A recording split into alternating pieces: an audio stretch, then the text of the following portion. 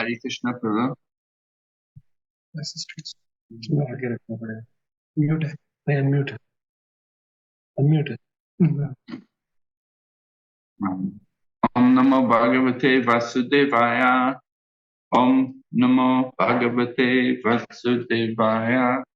ओम नमो भगवते वासुदेवाय। नारायणं नमस्कृत्यं नरं चैव नरोत्तमं दैवीं सरस्वतीं व्यासं ततो जयमुदीरयेत्। नस्तप्रायेषु वभद्रेषु नित्यं भागवत सेवया भगवती उत्तमश्लोके भक्तिर्भवति।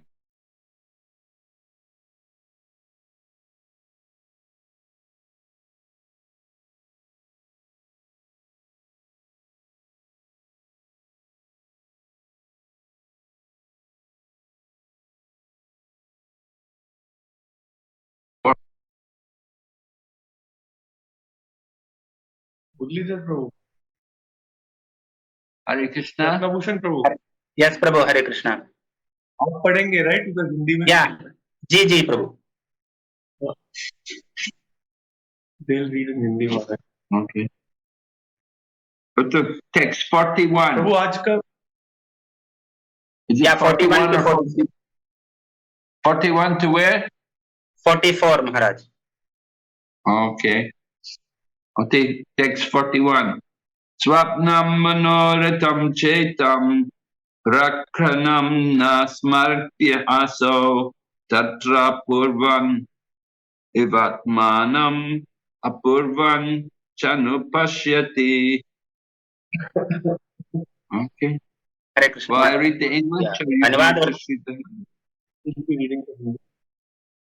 अनुवाद और तात्पर्य श्रील प्रभुपाद के शिष्यों के द्वारा। जय श्रील प्रभुपाद।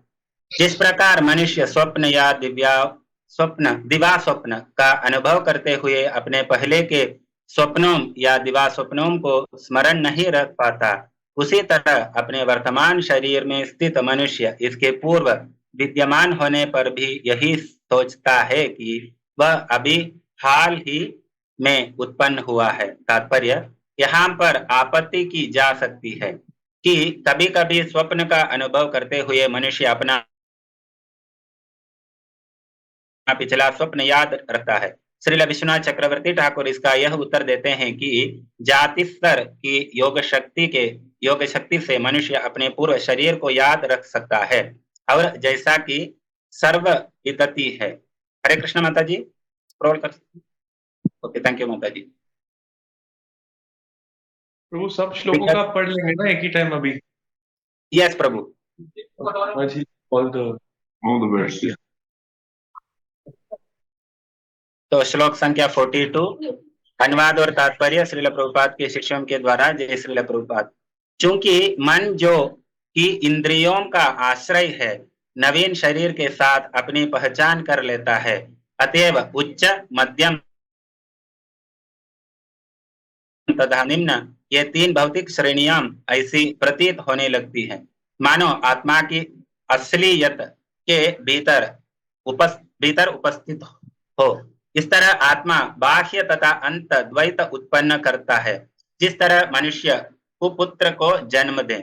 तात्पर्य, विभिन्न शरीरों की संपत्ति, सौंदर्य, बल, बुद्धि, यथा यश तथा वैराग्य को भौतिक अवस्था के अनुसार उत्तम, सामान्य या निकृष्ट माना जाता है। आत्मा किसी शरीर को प्राप्त करता है और अपने को तथा अन्यों को उनकी भौतिक अवस्था के अनुसार उच्च, मध्यम या निम्न श्रेणी का मानता है। वस्तुतः शाश्वत आत्मा भौतिक द्वैत के परे होता है, लेकिन वह भूलवश भौतिक अवस्था को अपना मान बैठता है। असज्जन कृद यथा पद महत्वपूर्ण है। स्वभाव से पिता शांत हो सकता है, किंतु यदि उसका पुत्र किसी विपत्ति में फंस जाता है तो पिता को बाध्य होकर उसे जुटाना पड़ता है और अपने पुत्र के शत्रुओं को परिवार का शत्रु मानना पड़ता है। इस तरह कुपुत्र अपने पिता को झंझट में ढाल देता है। इसी प्रकार से आत्मा के समक्ष कोई अपनी स्वाभाविक समस्या नहीं रहती, किंतु शरीर के साथ झूठी पहचान करने से आत्मा शरीर के सुख दुख में फंस जाता है। इस श्लोक के भगवान शरीर तथा आत्मा विषयक अपनी व्याख्या का सार समाहार करते हैं। हरे कृष्ण माता जी। या श्लोक संख्या 43।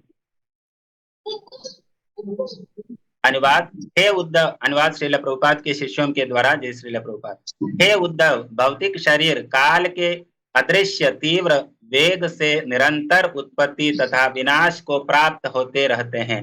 सूक्ष्म प्रकृति होने से काल को कोई देख नहीं पाता। आज की लास्ट श्लोका 44। अनुवाद और तात्पर्य श्रील प्रभुपाद के शिष्यों के द्वारा। जय श्रील प्रभुपाद। समस्त भौतिक शरीरों के रूपांतर की विभिन्न अवस्थाएं उसी तरह बदलती रहती है जिस तरह दीपक की लौ, नदी की धारा या वृक्ष के फल बदलते रहते हैं। तात्पर्य। दीपक की लौ कभी तेज होती है तो कभी मंद होती है और अंत में बुझ जाती है। बहती हुई नदी की लहरें कभी उड़ती और कभी गिरती है, जिससे असंख्य आकार तथा नक्शे बनते हैं। वृक्ष में फल लगते हैं, बढ़ते हैं, पकते हैं, मीठे होते हैं और फिर सड़ कर नष्ट हो जाते हैं। इसी तरह मनुष्य यह समझ सकता है कि उसके शरीर में निरंतर परिवर्तन होते रहते हैं और शरीर निश्चय ही बुढ़ापे, रोग तथा मृत्यु को प्राप्त होता रहता है। जीवन के विभिन्न कालों में शरीर में संभोग शक्ति, शारीरिक शक्ति, इच्छा, ज्ञान इत्यादि प्रकट होते हैं। जो जो शरीर पुराना पड़ता है शारीरिक शक्ति घटती है, किंतु शरीर के इन परिवर्तनों के बावजूद भी ज्ञान में बढ़ोतरी हो सकती है। भौतिक जन्म तथा मृत्यु एक निश्चित काल खंड में होते हैं। भौतिक वस्तु का जन्म, उत्पत्ति या उत्पादन तुरंत ही भौतिक जगत में इस सूक्ष्म काल खंड से अपने को जोड़ लेता है। इस तरह इसका विनाश या मृत्यु अवश्यंभावी है। काल का अप्रतिहत वेग इतनी सूक्ष्मता से आगे बढ़ता है कि केवल अत्यंत बुद्धिमान ही इसे देख पाता है। जिस तरह दीपक की लौ धीरे धीरे मंद पड़ती जाती है, जिस तरह गतिमान धाराएं नदी के भीतर बहती है, अथवा जिस तरह वृक्ष में फल धीरे धीरे पक जाता है, उसी तरह भौतिक शरीर अपरिहार्य मृत्यु के निकट पहुंचता रहता है। अतएव अपरिहार्य क्षणभंगुर शरीर और नित्य अपरिवर्तनशील आत्मा में भ्रम नहीं होना चाहिए। हरे कृष्ण महाराज। Om Jnanatimandasya Gyananjana Shalakaya Chaksurunmilitan Yena Tasmai Shri Gurave Namaha Vanchakalpatarubhyascha Kripa Sindhubhayavacha Patitanam Pavanebhyo Vaishnavibhyo Namo Namah. Jai Shri Krishna Chaitanya Prabhu Nityananda Shri Advaita Gadadhar Srivasadi Gaur Bhaktavinda. Hare Krishna, Krishna Krishna, Hare Hare, Hare Rama, Rama Rama, Hare Hare. So Lord Krishna is continuing his analysis of the difference between the body and the soul, the state of the conditioned soul in this material world. भगवान कृष्ण जारी रख रहे हैं अपनी बातचीत शरीर और आत्मा के अंतर के बीच में, और बद्ध जीव की क्या स्थिति होती है इस भौतिक जगत में, उसके बारे में। So Lord Krishna gives the example that how the living entity forgets his previous lives and he's only thinking that we just have one life. भगवान कृष्ण उदाहरण दे रहे हैं कि कैसे जो जीव है वो अपने पुराने जन्म के बारे में भूल जाता है, तो उसको लगता है कि उसका एक ही जन्म है। Conditioned life, we identify with the material body and we think according to the body's condition. We identify in that way. तो बद्ध जीवन मतलब हम अपने आप को परिचय करते हैं ये शरीर से और अपने आप को शरीर समझते हैं, ये इस प्रकार की हम पहचान रखते हैं। Right? The body gets old, we think I'm an old man. तो शरीर बूढ़ा होता है और हमको लगने लगता है मैं बूढ़ा व्यक्ति हूँ। And when we're young, we're thinking I'm a young person. और जब शरीर जवान होता है तो हमको लगता है मैं एक जवान व्यक्ति हूँ, and we have no remembrance of our previous life. और हमको हमारे पिछले जन्म की कुछ याददाश्त नहीं रहती है। Just like in the Bhagavad Gita, Lord Krishna was describing the history of the Gita, how he spoke the knowledge to the sun god Vivishwa. हाँ, जैसे भगवत गीता में भगवान कृष्ण भगवत गीता के इतिहास के बारे में बता रहे होते हैं कि कैसे उन्होंने ये ज्ञान सूर्य देव को दिया। And then Arjuna was surprised. He said, "Oh Krishna, how is it possible you could speak this knowledge to the sun god? He's so much senior in age to you and I. How is it possible you could ever have spoken to him?" तो कृष्ण जब ये कहते हैं तो अर्जुन आश्चर्यचकित हो जाते हैं। वो कहते हैं कि कृष्ण सूर्य देव तो हम दोनों से उम्र में इतने बड़े हैं, ये कैसे संभव है आपने उनको ये सब कहा। And Lord Krishna tells Arjuna, many, many births both you and I have had, O Arjuna. I remember them, you do not. फिर कृष्ण अर्जुन को कहते हैं कि हे अर्जुन, तुमने और मैंने बहुत सारे जन्म ले लिए हैं, तुमको याद नहीं है लेकिन मुझे याद है। Of course, sometimes it happens, young children remember their previous life. बेशक कभी कभी ऐसा होता है कि छोटे बच्चे अपने पहले का जन्म याद रखते हैं। There's been a lot of research done on that. The young children remember about the previous life and they can give perfect details, perfect information of a previous life. तो इस विषय में बहुत खोज की गई है और ऐसा पता हुआ कि कभी कभी छोटे बच्चे अपने पहले के जन्म के बारे में बिल्कुल विशेष बातें बता सकते हैं, बिल्कुल बराबर से। But then as they grow, then the memories fade and they start to focus more on this life and they forget the previous life. लेकिन जैसे वो बड़े होने लगते हैं, फिर पहले जन्म की याददाश्त कम होने लगती है और वो इस जन्म पे ज्यादा ध्यान देने लगते हैं। So this ignorance, this covering, this forgetfulness of our previous life, it allows us to focus more on this life and to try to enjoy this life. तो ये इस प्रकार की हमारी याददाश्त जो हम भूल जाते हैं पहले जन्म के बारे में, ये हमें सहायता करती है इस जन्म पे ज्यादा ध्यान देने के लिए, इस जन्म में भोग करने के लिए। And the purport talks about this jati smara, that you can remember your previous life. Sometimes some people have that memory of the previous life, but it's not common. It's an exception. तो तात्पर्य में लिखा गया है जति स्मरा के कोई कोई व्यक्ति को पिछले जन्म की याददाश्त रहती है, ये सामान्य नहीं है। कई कम व्यक्ति ही होते हैं जिनको इस प्रकार से पहले जन्म याद रहता है। So Lord Krishna is giving an example. He to Uddhava, he's saying just like a person may dream, but he doesn't remember his previous dreams. यहाँ पर उदाहरण दे रहे हैं भगवान के, जिस प्रकार से कभी कभी एक व्यक्ति सपना देखता है लेकिन उसको पुराने सपने याद नहीं रहते हैं। Like when we're dreaming, we're absorbed in that dream. We're not thinking, oh, I had many other dreams. All the other dreams are all forgotten. And you're just simply absorbed in that one dream, present dream. Maybe a daydream, maybe a night dream. तो जैसे हम सपना देख रहे होते हैं तो हमारा मन उस सपने में पूरी तरह लगा होता है। उस समय हम ऐसा नहीं सोचते हैं कि अरे इसके पहले मुझे और दूसरे सपने आए थे। नहीं, हमारा मन उसी सपने में लगा होता है जिसमें हम होते हैं, चाहे वो दिन में देखा जा रहा हो सपना हो या रात में देखा जा रहा सपना। So in the same way, we're thinking about this body. We're thinking that I have just come into being. I just took birth. That this is my life. And we have no knowledge of previous births.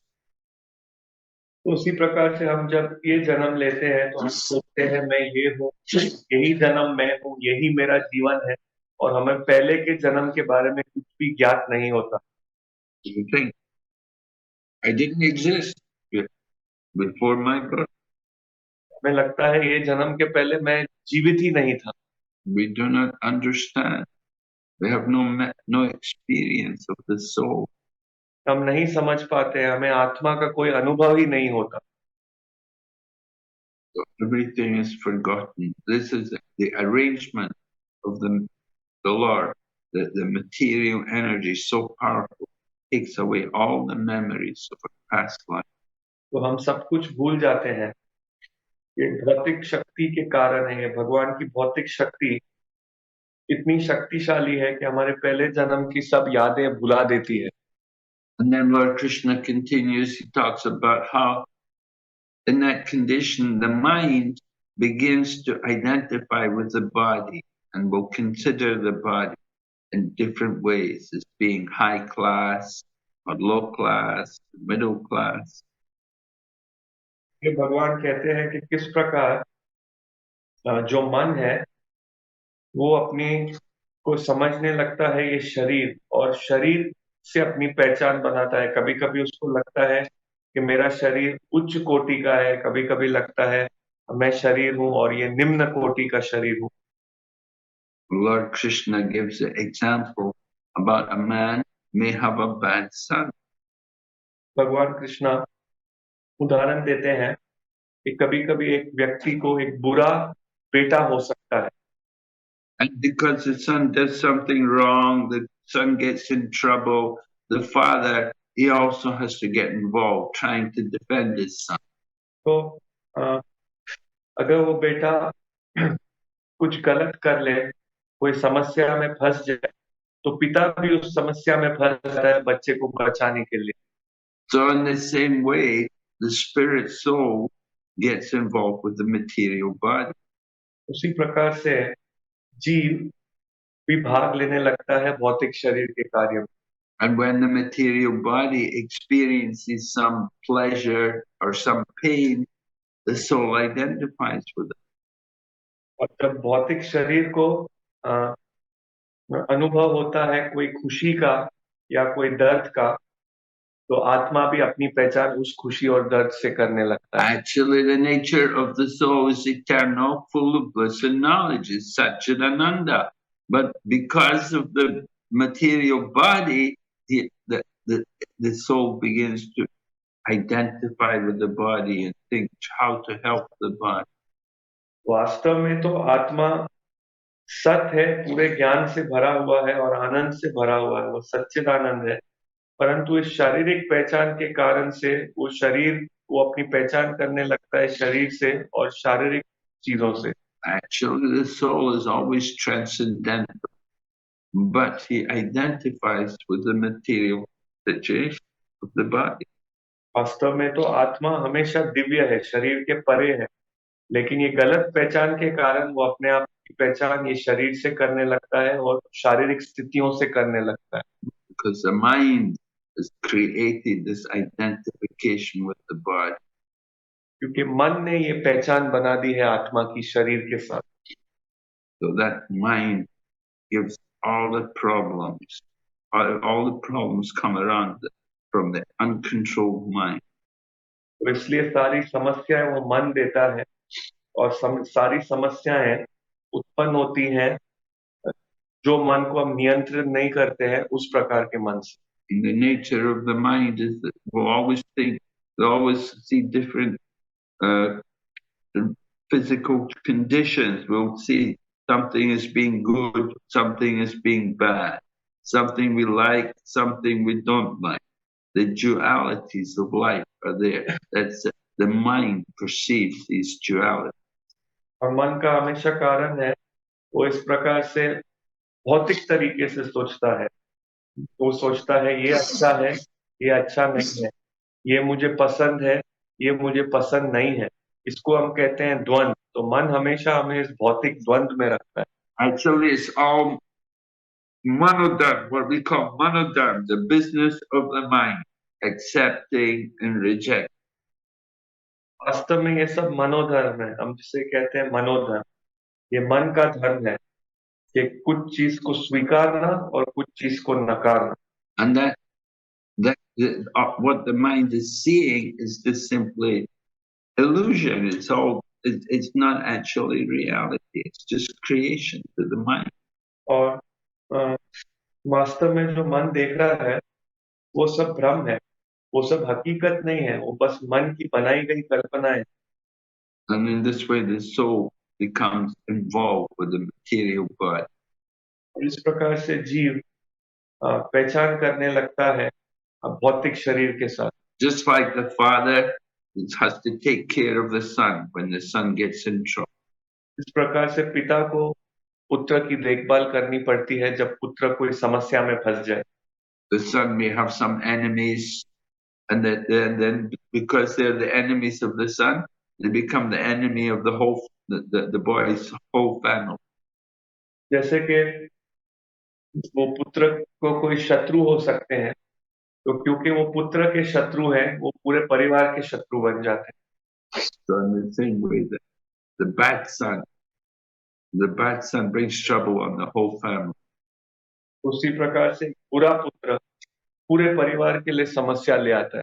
In the same way, the mind identifying with different conditions of the material body, it creates trouble for the soul. उसी प्रकार से मन जो पहचान करता है अपनी भौतिक शरीर से, वो आत्मा के लिए समस्या पैदा कर देता है। Because the soul's living in the body, so it has to be concerned with the bodily condition. क्योंकि आत्मा शरीर में रह रहा है, तो स्वाभाविक ही रूप से उसको भी सोचना पड़ता है शारीरिक स्थितियों के बारे में। For the soul, there's no birth, there's no death, but the body is going through these. आत्मा के लिए जन्म नहीं है, मृत्यु नहीं है, शरीर जन्म और मृत्यु से गुजर रहा है। So the soul identifies with these things due to the mind. आत्मा इन चीजों से परिचय कर बैठता है मन के कारण। So Lord Krishna continues speaking to Uddhava, and he's telling him that by the force of time, there's constant creation and destruction. भगवान कृष्ण उद्धव से बातचीत कर रहे हैं और कहते हैं समय के प्रभाव के कारण कुछ चीज बनती है और फिर नाश होता है। But because of the nature of time, no one is able to see the changes which are going on. परंतु समय के प्रभाव के कारण कोई देख नहीं पाता है जो बदलाव हो रहे हैं। Yeah, there's constant destruction at every moment. Things are being created and destroyed. तो निरंतर रूप से नाश हो रही हैं चीजें, हर क्षण चीजें बन रही हैं और उनका नाश हो रहा है। But time is so subtle, we do not see it moving. We do not see the changes. परंतु समय इतना सूक्ष्म है कि हम उसे चलता हुआ नहीं देख पाते, हम ये बदलावों को नहीं देख पाते। Then Krishna gives some examples about these changes which are taking place. He compares them to he gives three different examples. फिर कृष्ण कुछ उदाहरण देते हैं, ये जो बदलाव हो रहे हैं उनके विषय में कृष्ण 3 उदाहरण देते हैं। Says, first of all, like the flame of a candle. पहला उदाहरण है मोमबत्ती में जो अग्नि जल रही है। The flame of the candle, at one point it's very bright, but then sometimes it will, in course, gradually it will become weak.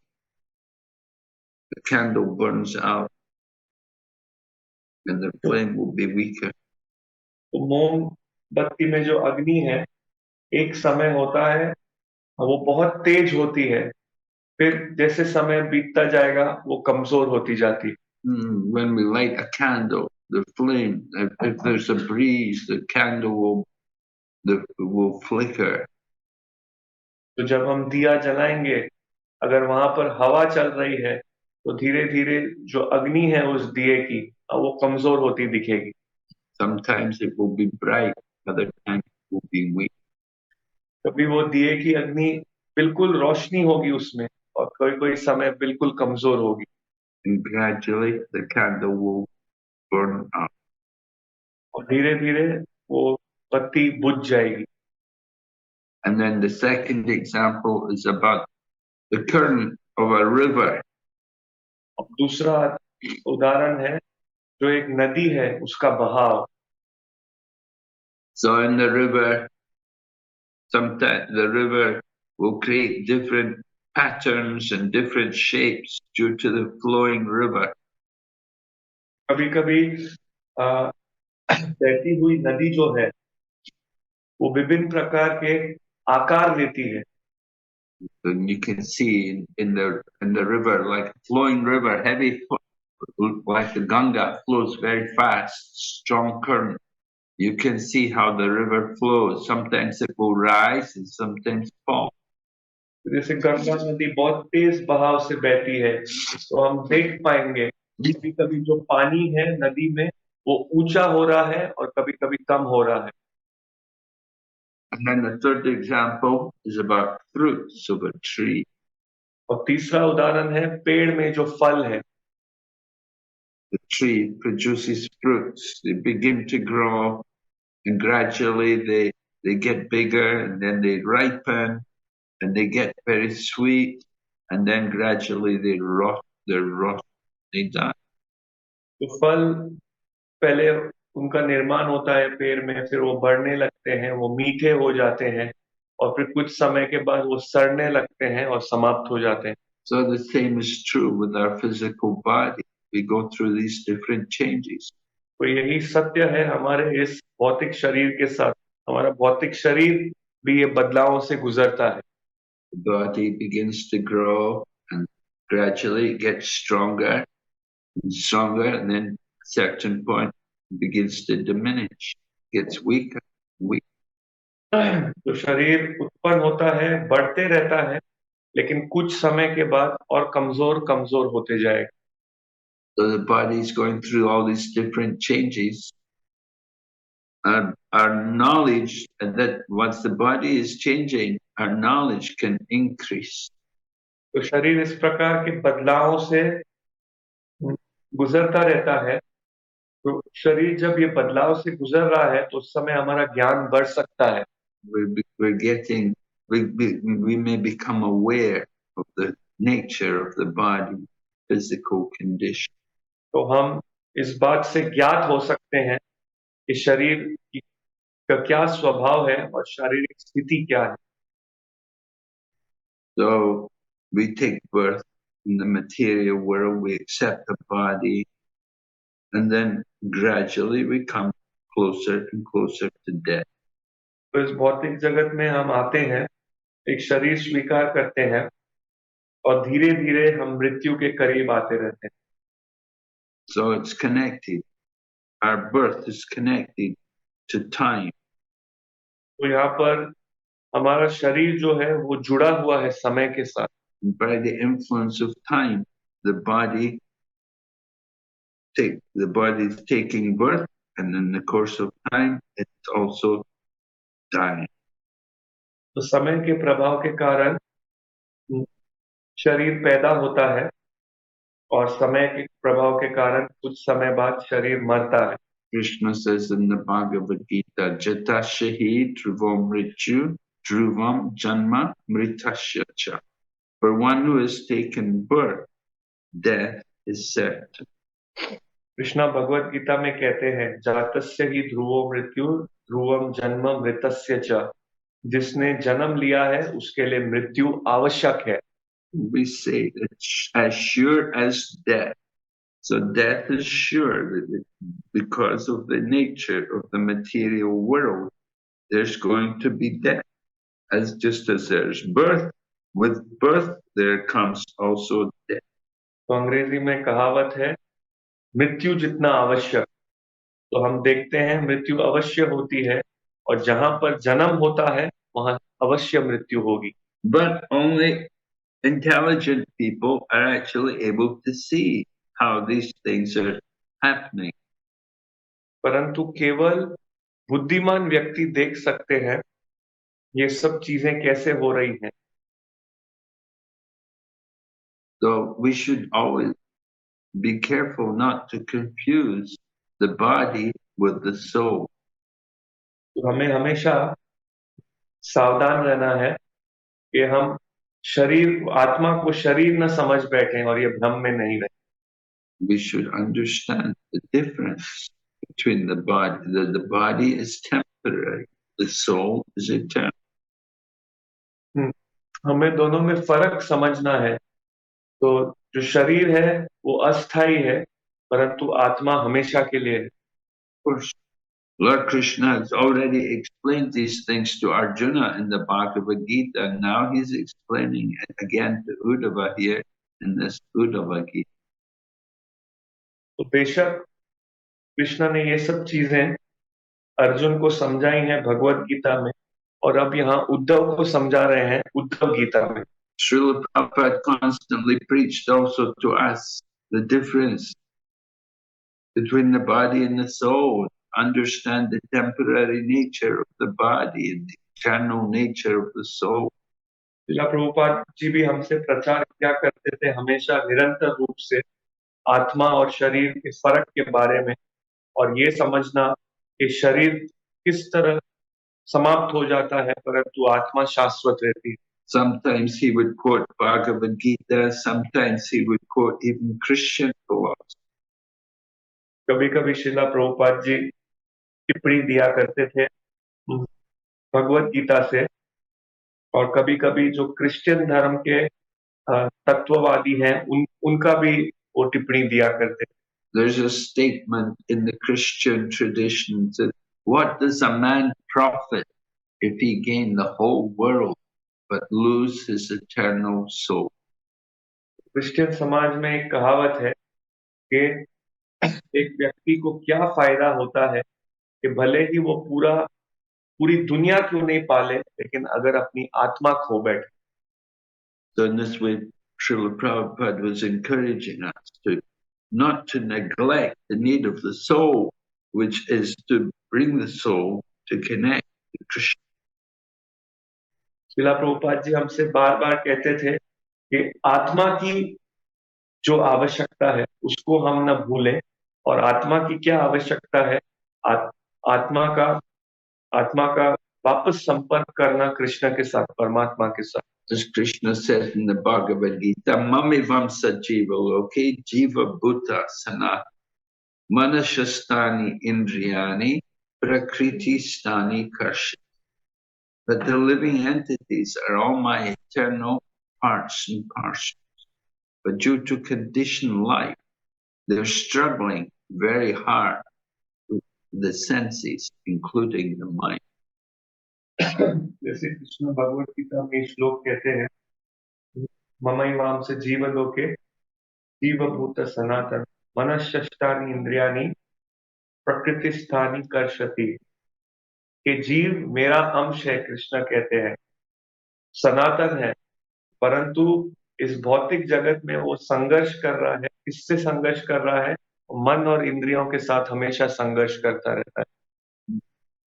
Lord Krishna had already explained earlier in the Bhagavad Gita how we're trying to exploit the resources of the material energy for our own enjoyment.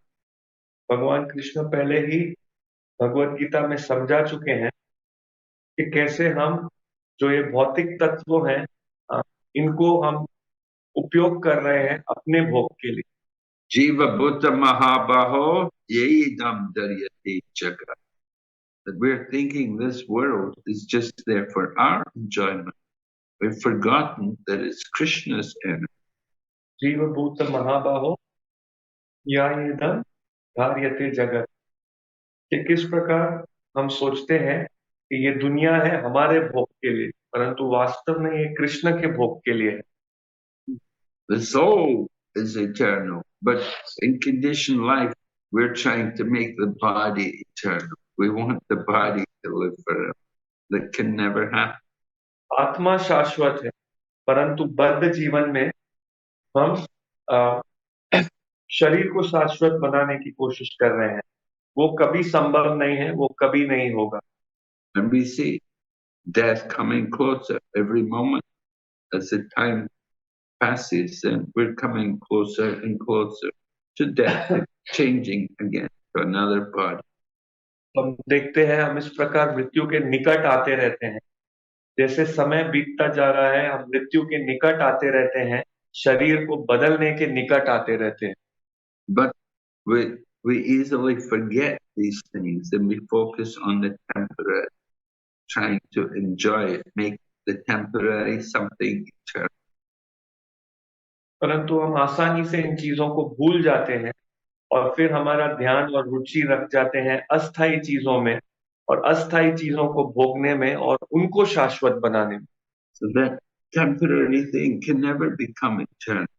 That temporary material body, you cannot expect it's going to be eternal. तो वो अस्थायी चीज कभी भी वो शाश्वत नहीं हो सकती। आप ये उम्मीद नहीं कर सकते हैं कि अस्थायी शरीर शाश्वत हो जाएगा। That the soul, that is it. The soul is eternal. We want to take care of the soul. We want to bring the soul to connect with Krishna. परंतु आत्मा शाश्वत है, वो शाश्वत है। हमको आत्मा को ले आना है और उसका संपर्क कराना है कृष्ण के साथ। We have to engage in devotional service. But to engage in devotional service, we have to be qualified. We have to get free of our sinful reactions. तो हमें भक्ति में कार्यों में लगना है, भक्ति में कार्य में जुड़ना है। परंतु भक्ति में कार्य में जुड़ने के लिए हमें योग्य होना पड़ेगा, हमें हमारे किए गए पापों से मुक्त होना पड़ेगा। In the Bhagavad Gita, Krishna describes the qualification for taking up devotional service with determination. Bhagavad Gita में कृष्ण योग्यता बताते हैं जो हमें चाहिए भक्ति को दृढ़ता से स्वीकारने के लिए। Yesham tvantagatam papam jananam punya karmana idanvanot mohanirmukta bhajanti mam tradavrata. The persons who have acted piously in previous lives and in this life and who are free from their sinful reactions, then they engage themselves in my devotional service with determination. येषां तु अंतगतं पापं जनानां पुण्यकर्मणा ते द्वंद्व मोह निर्मुक्ता भजते माम दृढ़व्रता। तो भगवान कृष्ण कहते हैं कि जो व्यक्ति पाप का कर्म से छोड़ चुके हैं, जो पाप काम के फलों से मुक्त हो चुके हैं, उस प्रकार के व्यक्ति दृढ़ता से भगवान की भक्ति में लग सकते हैं। We get free of the sinful reactions by serving the devotees. हम हमारे किए गए पाप कर्मों से मुक्त होते हैं भक्तों की सेवा कर। By serving the devotees, we get the opportunity to open the doors to liberation, to begin our spiritual journey. भक्तों की सेवा करके हम मुक्ति की ओर जो द्वार है उसको खोल सकते हैं और भगवान की सेवा शुरू कर सकते हैं। Devotees sometimes wonder, did I become a devotee because of my pious activities? Because it said you have to have acted piously in previous life. So they ask, does it mean that I was pious, that now I'm a devotee, I must have been pious in the past? कभी कभी भक्त कहते हैं कि क्या हम अपने पहले जन्म में पुण्य कार्य किए हैं? क्योंकि कहा गया है पुण्य कार्य करके ही भक्ति कर सकते हैं। तो कभी कभी भक्त सोचते हैं तो इसका क्या अर्थ है कि क्या मैंने वाकई में पहले जन्म में ऐसे पुण्य कार्य किए हैं जिसके लिए अभी भक्ति कर रहा हूँ? So Prabhupada said, I am creating your pious activities. तो प्रभुपाद ने कहा मैं तुम्हारे कुछ पुण्य कार्यों को पैदा कर रहा हूँ। Serving the devotees, the Mahatmas, like Prabhupada, then it opens the doors to liberation. तो प्रभुपाद जैसे महात्माओं की सेवा करके वो मुक्ति के द्वार खोलते हैं। And Srimad Bhagavatam also describes Sushrushroshadhananasya Vasudev Jataruchi Shan Mahat Sevaya Vipra Punya Tirthana Sevana by serving the devotees who are free of sin. In other words, by serving the great souls, by serving Prabhupada, one gains affinity for hearing the message of Vasa.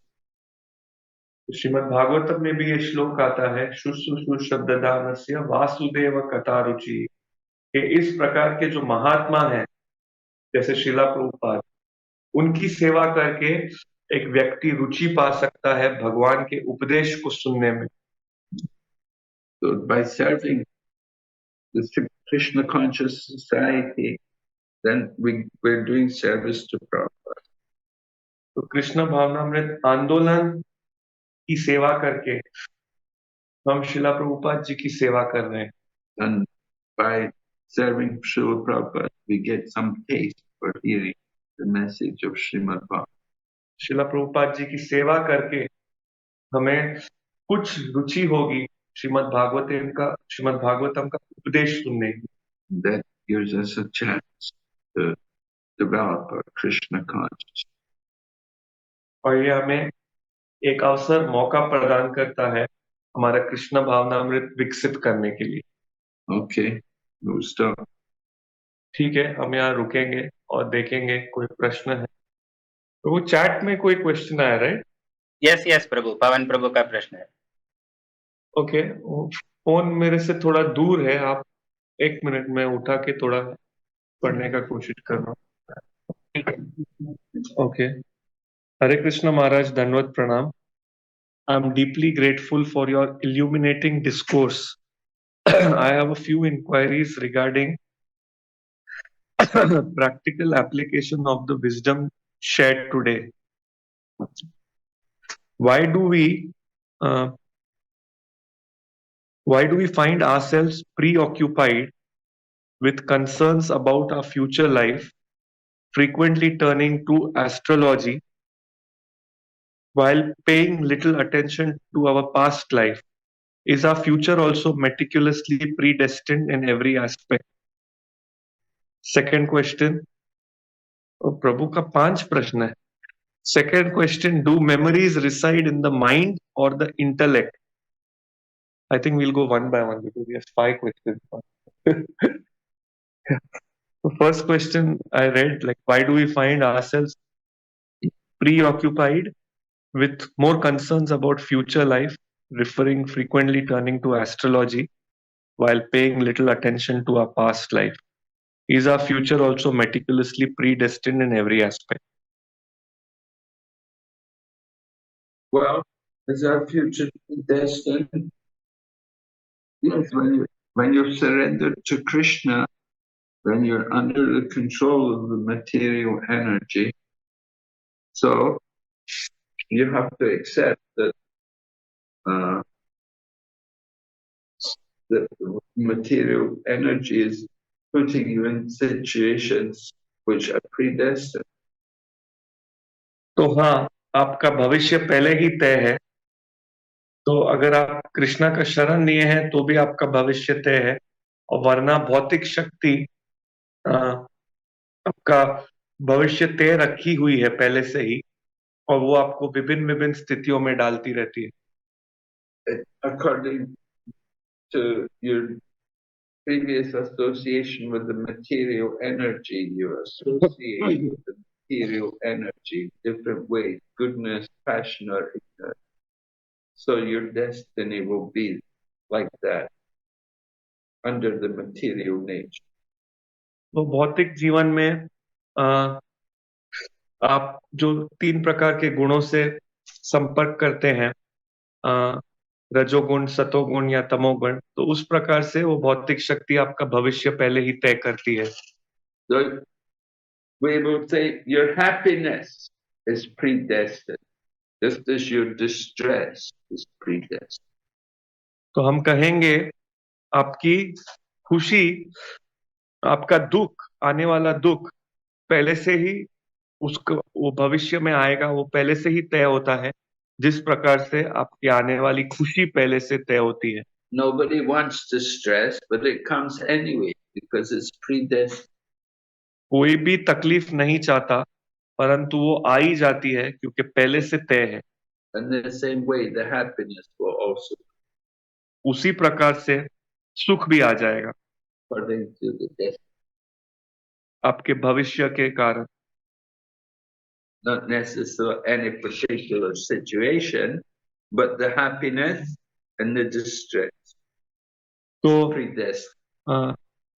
इसका मतलब ये है कि कोई विशेष स्थिति या विशेष घटना नहीं, परंतु आपका खुशी और दुख वो पहले से ही तय है। How the happiness comes and how the distress comes, that will vary. कैसे वो गम आएगा, कैसे वो खुशी आएगी, वो अलग अलग प्रकार से होगा। But the happiness and the distress is predestined. परंतु वो खुशी और वो जो दुख है वो पहले से ही तय है। Okay, second question. Second question. Do memories reside in the mind or the intellect? While the intellect is endowed with the faculty of discrimination, it is the mind that appears to govern decision making. Well, it's supposed to be intelligent to become a decision. तो महाराज कह रहे हैं बुद्धि होनी चाहिए जो फैसला करे क्या करना है क्या नहीं। We're supposed to use our intelligence to consider what to do, what not to do. हमें हमारी बुद्धि का उपयोग करना है ये फैसला करने के लिए कि क्या मैं करूं और क्या नहीं करूं। Higher than the mind is intelligence. Intelligence is meant to help to give the direction to the mind. मन से ऊपर है बुद्धि, बुद्धि को मन को आदेश देना चाहिए क्या काम करना है। So if you're not listening to your intelligence, that means you have an uncontrolled mind. तो अगर आप अपनी बुद्धि से नहीं सोच रहे हो, बुद्धि से नहीं सुन रहे हो, इसका मतलब है आपको एक अनियंत्रित मन है। Have to learn to discipline the mind. आपको सीखना है मन को कैसे शासन में लाना। But are the memories in the mind or in the intelligence? Some memories may be in the mind, some memories may be in the intelligence. तो आपने पूछा यादें मन में है या बुद्धि में, तो कुछ यादें मन में हो सकती हैं, कुछ बुद्धि में। But the mind is very restless, chanchala. The intelligence is not so restless. It's the mind which is restless. परंतु मन चंचल है, चंचल ही मना कृष्णा। तो बुद्धि इतनी चंचल नहीं है, परंतु मन चंचल है। Third question.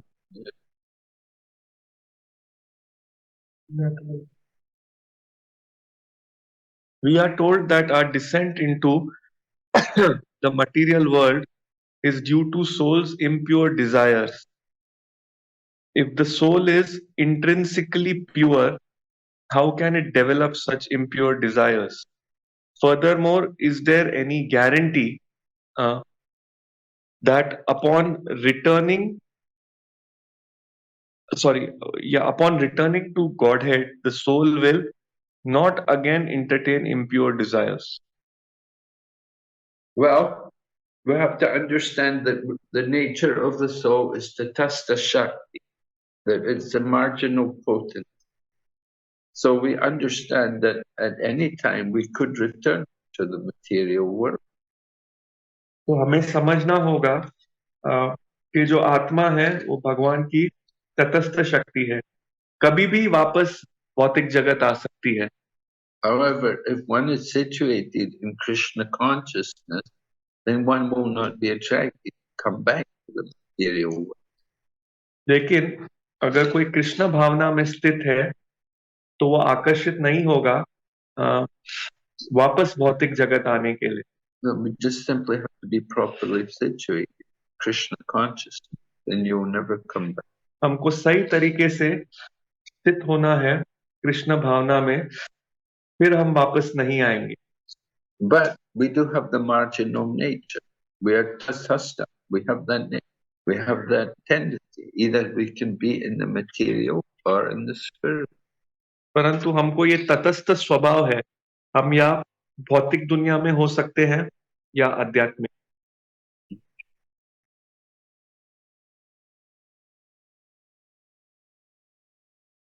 Engaging in japa can be quite arduous for an impure mind,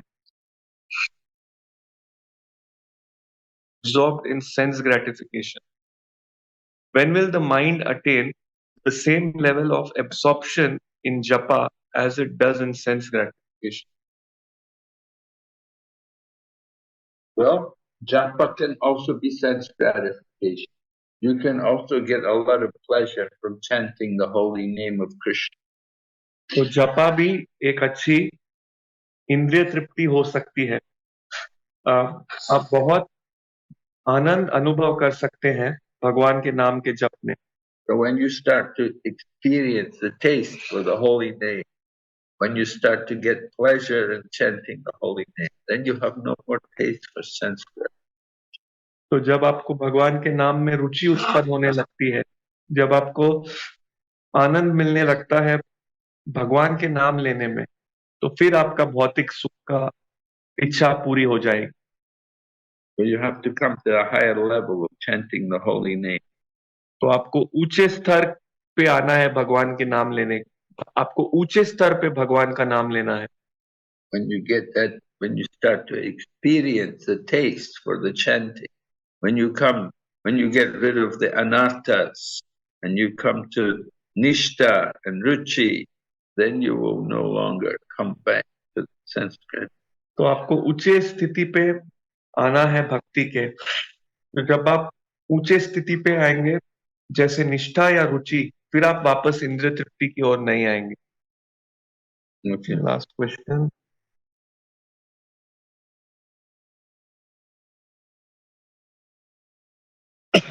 how can one maintain consistency during times of ups and downs?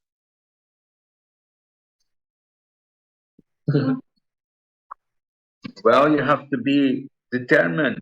You have to be very fixed in what you want to do, that you want to become Krishna conscious, and ups and downs are going to be there in the material world. Because you're in the material world, there will be ups and downs. We have to be tolerant, just like we tolerate the winter and the summer. We have to tolerate happiness and distress, success and failure. We have to go on, do our service. तो आपको दृढ़ रहना है भक्ति में, आपको भक्ति हमेशा करने का निर्णय में रहना है, क्योंकि इस भौतिक दुनिया में तो ऊंच नीच चलती ही रहेगी। कभी चीजें ऊपर होंगी, कभी नीचे होंगी, कभी अच्छी होंगी, कभी बुरी होंगी, कभी सफलता होगी, कभी असफलता होगी, लेकिन आपको भक्ति सेवा जारी रखनी है। You can't think there's not going to be any difficulties or any trouble. There will be. There will be ups and downs, but we have to go on. But we shouldn't get so disturbed by these things. तो आपको ऐसा नहीं सोचना है कि यहाँ पर सब सही से चलता रहेगा। नहीं, जरूर यहाँ ऊपर होगा, नीचे होगा, लेकिन इन चीजों से आपको विचलित नहीं होना है। So we have to become more tolerant, and we have to become fixed on fix our mind on Krishna and not be so much disturbed by the material energy. तो हमको सहिष्णु होना है, हमें अपना मन केंद्रित रखना है कृष्ण के ऊपर, और हमें भौतिक शक्ति से इतना प्रभावित नहीं होना है। हरे कृष्णा महाराज, थैंक यू सो मच। एक और भक्त बिंदेश प्रभु का एक प्रश्न, बिंदेश प्रभु आप पूछ सकते हैं। हरे कृष्णा। हरे कृष्णा। गुरु महाराज दंडवत प्रणाम प्रभु। नंद प्रभु, हरे कृष्णा प्रभु। प्रभु, मेरा एक छोटा सा जिज्ञासा था कि जब आत्मा बॉडी को छोड़ता है तो 40,000 बिच्छू जो हमको डंक मारते हैं ना, उतनी वेदना होती है। तो प्रभु वो वेदना शरीर को होती है या आत्मा को होती है या कोई किसी दूसरे को, किसी और चीज को हमारे साथ जो है उसको होती है प्रभु, उसकी थोड़ी जिज्ञासा थी। हरे कृष्णा प्रभु, क्योंकि आज उसी संदर्भ में बात हुआ ना, इसके लिए प्रभु ये मुझे ये इसकी इतनी जिज्ञासा थी प्रभु। हरे कृष्णा। ठीक है प्रभु। Maharaj is asking, we have heard that when one leaves the body, he's feeling the pain of 40,000 Scorpios biting. So is this pain felt by the soul? Is it felt by the body? Or is it felt by something else? Well, that pain is not there necessarily for everybody, but in conditioned life, that pain would be there because we identify in the material body. तो वो दर्द सबको नहीं होता है।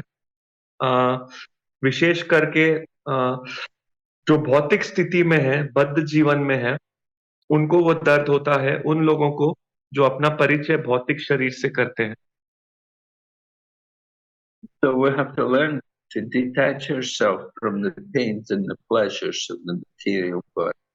तो हमें सीखना है अपने आप को भौतिक खुशी और आनंद जो है भौतिक शरीर से, उससे हम अपने आप को अलग करें।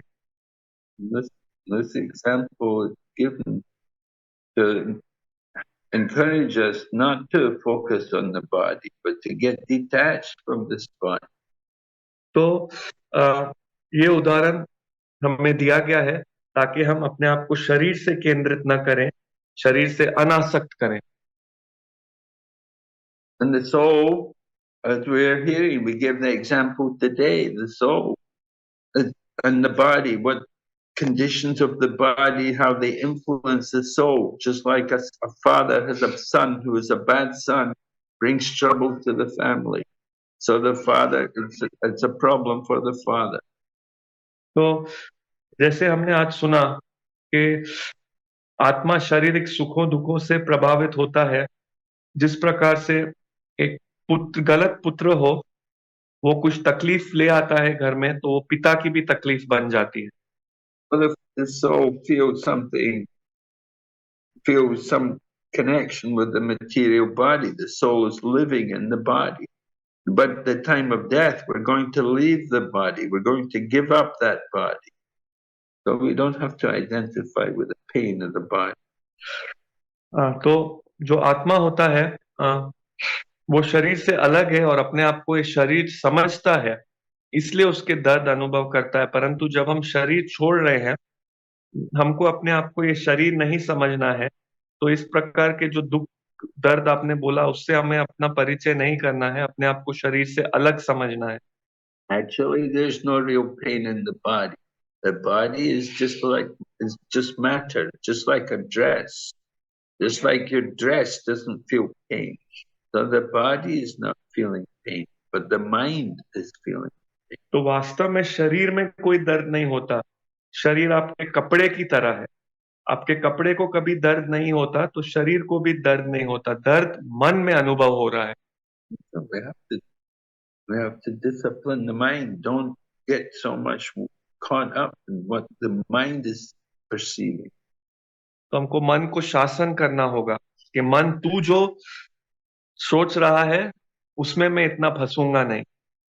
Sometimes we have to learn just to neglect the mind. कभी कभी हमें सोचना है, केवल मन को बिल्कुल अपने आप से परे रखना, उसके बारे में उसकी बातें सुनना ही नहीं। What the mind perceives, the mind is feeling pain, but we just ignore it. तो ये मन इस प्रकार की कल्पना ले आता है, मन दर्द अनुभव कर रहा है, हम उस मन की सोच को नकारते हैं। We want to give up the material body, go on to the spiritual world. हमें भौतिक शरीर छोड़ना है, आगे जाना है आध्यात्मिक जगत। Okay. ठीक है प्रभु। हरे कृष्णा प्रभु। हरे कृष्णा महाराज, थैंक यू सो मच। किसी भक्त का कुछ प्रश्न है तो last call. Hare Krishna. We had a question here. Prabhu? Yeah, yes, Prabhu. Yes. Yeah, Hare Krishna Maharaj. Maharaj, today is incorporation of ISKCON in New York. So would you like to say a few words about this, Maharaj? All right. So Prabhupada incorporated the society in New York on this day. Must have been 1966, maybe. So the purpose of ISKCON, there were 7 purposes of ISKCON, fulfilling the, to different desires Prabhupada had in establishing the Krishna consciousness movement. We had 7 purposes covering a wide range of different activities. तो महाराज जी बता रहे हैं कि आज के दिन प्रभुपाद जी ने अंतर्राष्ट्रीय कृष्ण भावनामृत संघ का निर्माण किया। ये 1966 में होगा, 1966 की बात होगी। तो मुख्य करके प्रभुपाद जी ने 7 लक्ष्य दिए थे जो अंतर्राष्ट्रीय कृष्ण भावनामृत संघ पूर्ति करेगा। And Prabhupada asked different people who were present there and with him at that time to be the members of the society. और उस समय जो भक्त वहां पर उपस्थित थे, प्रभुपाद ने उन्हें कहा कि समाज का भाग बने। And those people, of course, they were a little surprised that they could not understand the vision of Prabhupada and how Prabhupada had such a wide vision to distribute this message in so many ways to the whole world.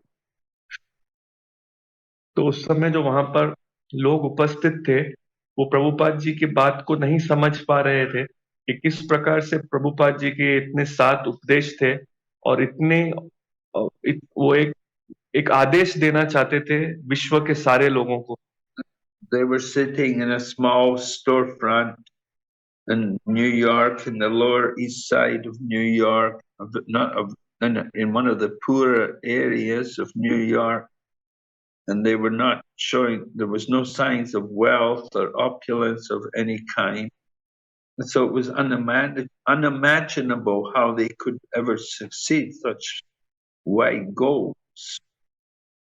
तो उस समय सारे भक्त New York में, दक्षिण पूर्वी भाग में न्यूयॉर्क के एक बहुत ही गरीब भाग में एक छोटी सी दुकान में बैठे हुए थे, और वो ये समझ नहीं पा रहे थे कि किस प्रकार, उस समय कुछ ऐश्वर्य की, धन की निशानी भी नहीं थी हमारे संघ में। वो समझ नहीं पा रहे थे कि किस प्रकार ऐसी स्थिति में भी प्रभुपाद ऐसे लक्ष्य बता रहे हैं कि पूरे विश्व भर में ये ज्ञान बांटेंगे। When Srila Prabhupada had some vision of the future, he had the desire, and he laid this foundation for the Krishna consciousness movement. तो शिला प्रभुपाद जी को सही दृष्टांत था भविष्य का, उनकी इच्छा थी और उन्होंने ये नींव उस समय उत्पन्न की इस अंतर्राष्ट्रीय कृष्ण भावनामृत संघ की। Of course, we have a long way to go to ever fulfill these missions. तो बेशक हमें बहुत लंबा रास्ता है आगे इन शिला प्रभुपाद जी के 7 लक्ष्यों की पूर्ति करने के लिए। But we hope in the years to come, in the generations to come, that these things can gradually come about. पर हम उम्मीद करते हैं कि बीतते समय में और आने वाली पीढ़ियों में हम ये सारे लक्ष्य ये प्राप्त करेंगे। Srila Prabhupada gave the foundation, and we're building up on the foundation. शिला प्रभुपाद जी ने नींव डाली, अब हम उस नींव पे ऊपर बनाते जा रहे हैं। हरे Krishna. Hare Krishna Maharaj, thank you so much for the wonderful nectarian session as well as the wonderful question answer session. And we are eagerly waiting for more tatha from your lotus mouth, Maharaj. Thank you so much. Please accept our humble obeisances.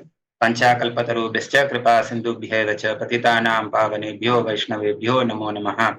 Ananta koti Vaishnava Vrinda ki jai, Srila Prabhupada ki jai. His Holiness Bhakti Vigna Vinashaka Narasimha Swami Maharaj ki jai, Srila Prabhupada ki jai. Nanda Kishore Prabhu, thank you so much for the wonderful translation. हमारा मुरलीधर प्रभु का आश्रम में है, रासल खेमा में। Hare Krishna. Hare Krishna. Thank you so much. Thank you, Prabhu. Hare Krishna. Thank you so much, Maharaj. Hare Krishna. Hare Krishna. Hare Krishna.